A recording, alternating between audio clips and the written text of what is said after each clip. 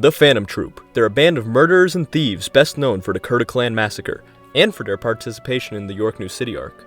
But just how strong are the members of the Phantom Troupe? To find out, I'm going to be ranking them from weakest to strongest. I don't think there are going to be manga spoilers in this one. If there are, I'll let you know. Starting at the bottom, we got Chrollo. I mean, I don't think anyone's surprised. He's never had a fight. On top of that, he was ranked the lowest in arm wrestling.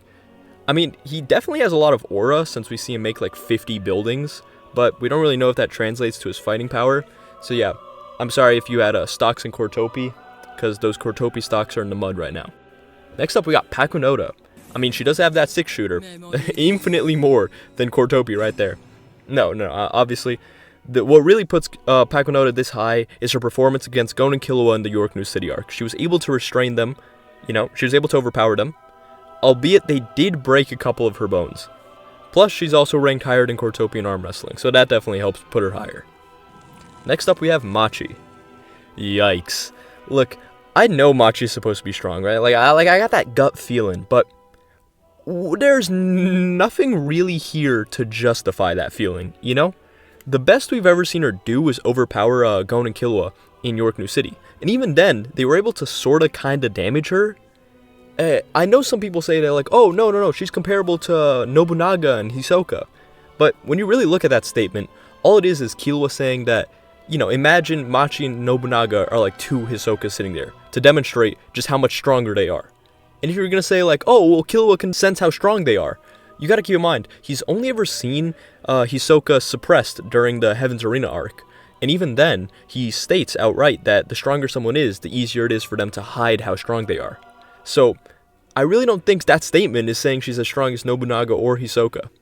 And when she doesn't have that, and her best feats are against York New City, Gon, and Killua, and she still kind of takes some damage, this is really as high as she goes. Next up, we have Franklin. My goodness. His best feat, unironically, is like clashing with Nobunaga. Like, base Nobunaga, who doesn't even use his sword.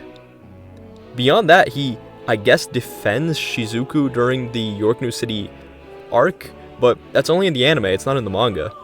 But, you know what, clashing with base Nobunaga is more impressive than fighting York New City, Gon, and Killua, so I guess Franklin's right here. And I know this might just be cope, but I have a feeling Machi and Franklin are going to do something. Like one day, when Togashi finally continues the manga, the hiatus ends. Hiatus continues, Next up, we got the mythical number 4 before Hisoka. We got Omokage. Now, Omokage is from the movie, so he's not really that canon, but, I'm going to rank him for the sake of completion. He was able to fight York New City arc, Killua, Gon, Kurapika, and Leorio at the same time. Throw in his Phantom Troupe puppets, and he easily is on this placement right here. Because, let's be honest, those feats are better than everyone beneath him. Moving on, we have Shizuku. Now, Shizuku, her best feat is fighting Pike, a Chimera Ant officer. And just to give reference to the scale of how strong Chimera Ant officers are, just remember that York New City, Gon, and Killua go into Greed Island and can barely even play the game. Then they train a bunch, and now they're fighting the strongest players.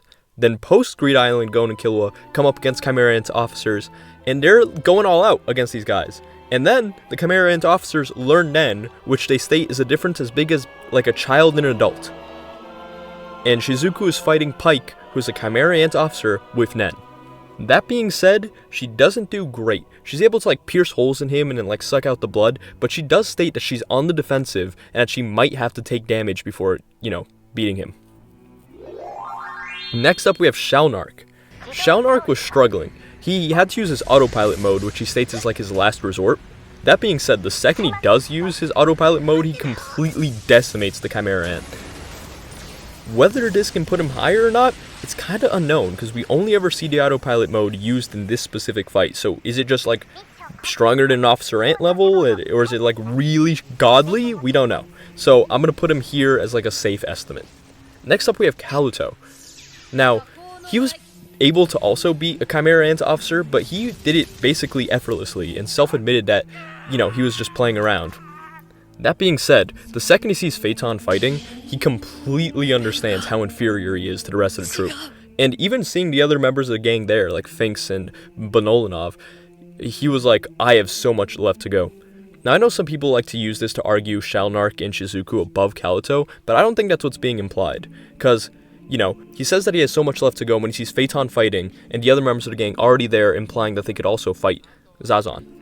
And then Shizuku and Shalnark show up after Kalito, worse for wear, against comparable opponents to the one he effortlessly defeated and was playing around with, and then only ever gets annoyed when they reiterate how much stronger Phaeton is.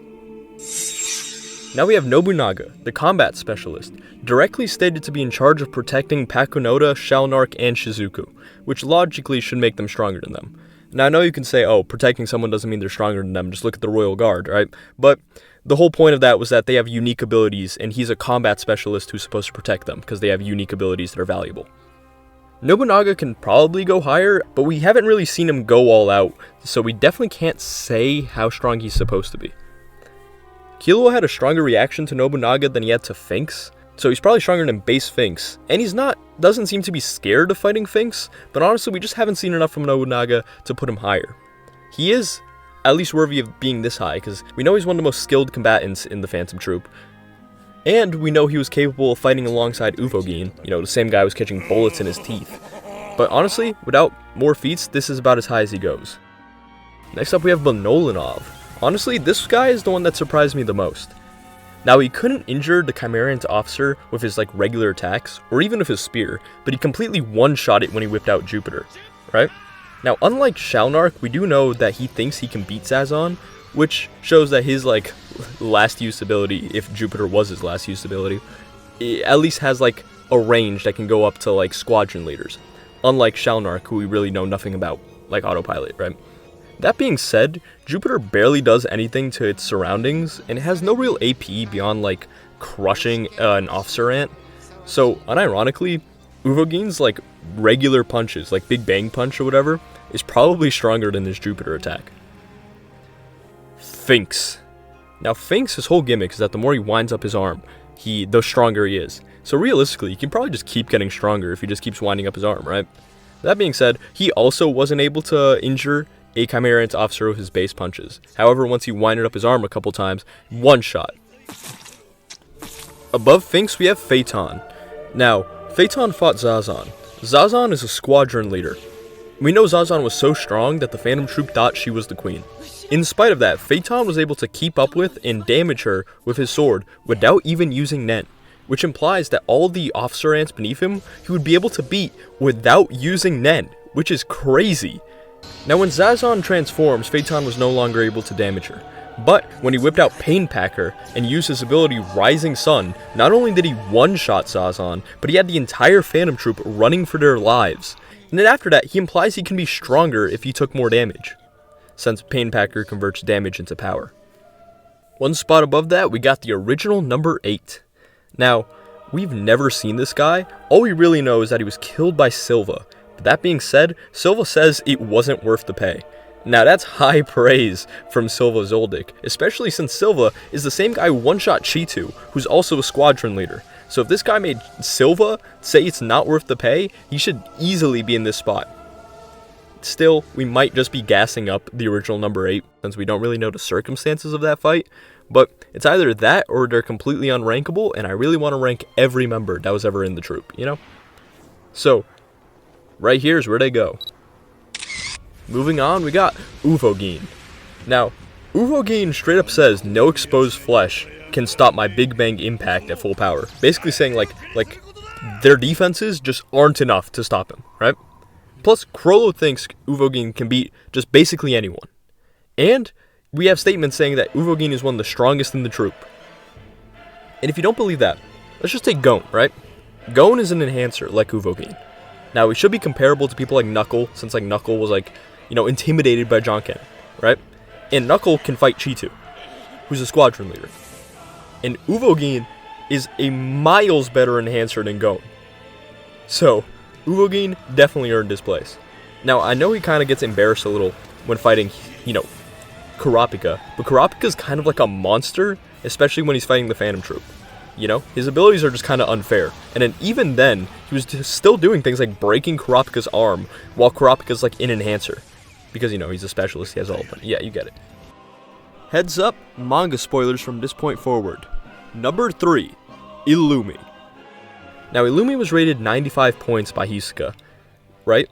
higher than the Zodiacs, and the Zodiacs were confirmed as stronger than Moral, and Moral was someone who was capable of fighting like Shitu and stuff.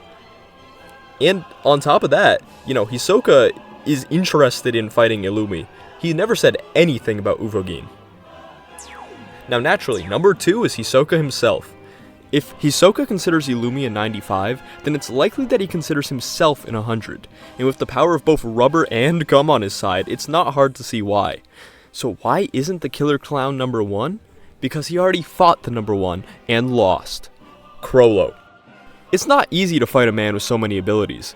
The specialists are truly special for a reason, as Hisoka soon discovered. Throw in the fact that Chrollo is ranked higher in the databook stats than Hisoka, and it becomes abundantly clear why the troops leader is the Spider's Head. Only one could have been the strongest, and that man is Chrollo.